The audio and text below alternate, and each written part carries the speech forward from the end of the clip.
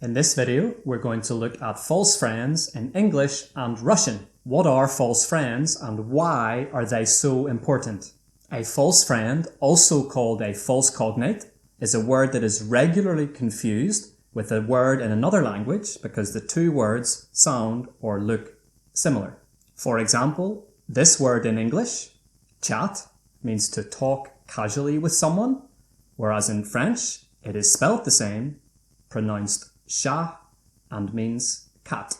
So why Russian?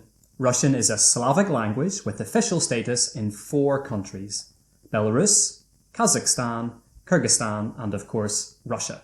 It is widely used in many other countries in Europe and Asia and across the whole globe. It has around 150 million native speakers worldwide and is one of the 6 official languages of the United Nations, the UN. I've worked in Latvia for 3 years and actually around 90% of my students have Russian as their first language. In my experience, knowing these false friends helps Russian speakers learning English and English speakers learning Russian. By the way, if we're meeting for the first time, I'm Alistair. On this channel, we have all sorts of tips, lessons, and advice about English. If you're new here, consider subscribing. Brilliant and brillиант. Brilliant means diamond. Brilliant in Russian has many different words, one of which is отлично. Stool and стул. A stool looks like this, not this, or this. In English, we call this word a chair. This one is an absolute classic in the classroom, especially at the start of the year when new students are deciding which stool is theirs. A stool is a chair without a back, looks like this, and is often found in bars and pubs. Band and banda. A banda is a group of criminals or a group of usually young people who often fight another banda and generally behave badly. In English, this is a gang, not a band. A band is a group of musicians. For example, my favourite band from the 1960s were the Beach Boys. Who are your favourite bands? Let me know in the comments below. In Russian, the word grupa would be used instead of band, which actually isn't really so different. Smelly and smely. This one is one of my personal favourites. A person who is described as smely is brave. Smelly in English isn't so positive. It usually carries negative connotations, something that doesn't smell nice. For example, feet or body odour. Mark and marka. A marka is a stamp put in the corner of a letter before it is posted to wherever it goes. Mark in English has many meanings, including a grade or judgment you get for a piece of work at school or university. It can also mean written symbols, question marks, and exclamation marks, for example. Lunatic and lunatic. A lunatic is a sleepwalker, which totally makes sense because luna in Russian is the moon. A lunatic is someone who is crazy or silly, usually in a dangerous way. You can see the potential similarities here. A lunatic may well be a lunatic, and also the other way around, vice versa. Penal and pенal. A penal is a pencil case.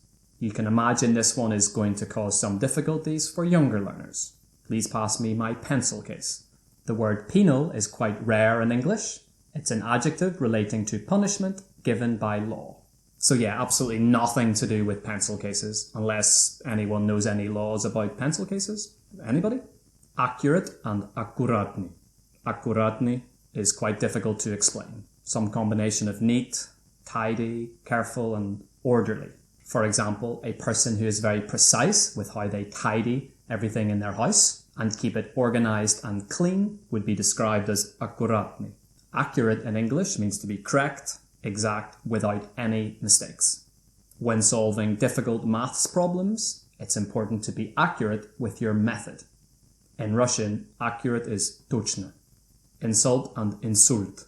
An insult happens when a blood vessel carrying oxygen and nutrients to the brain becomes blocked or bursts. As a result, this part of the brain cannot get the necessary oxygen and nutrients, and so some brain cells die. In English, we call this a stroke. An insult is something said or done that isn't very nice, upsets people, and possibly offends them. In Russian, this is оскорбление. This video is part of my False Friends series, so be sure to check out False Friends between English and other languages. The playlist is up here, and I'll also put a link below in the YouTube description. Check it out after you've watched this video. Clay and clay. Quite simply, clay is glue. Many younger students, when doing an activity involving cutting and sticking, ask for a clay karandash, or a glue stick. Clay is a material that is soft when wet and hard when dry or baked. It is used to make bricks and pottery. In Russian, clay is glina. Magazine and magazin. An extremely common false friend. For example, this one also happens in French. A magazine is a shop. This is a magazine, and the Russian word is journal. Family and familia. Familia means surname or family name. The familia of the current Russian president is Putin.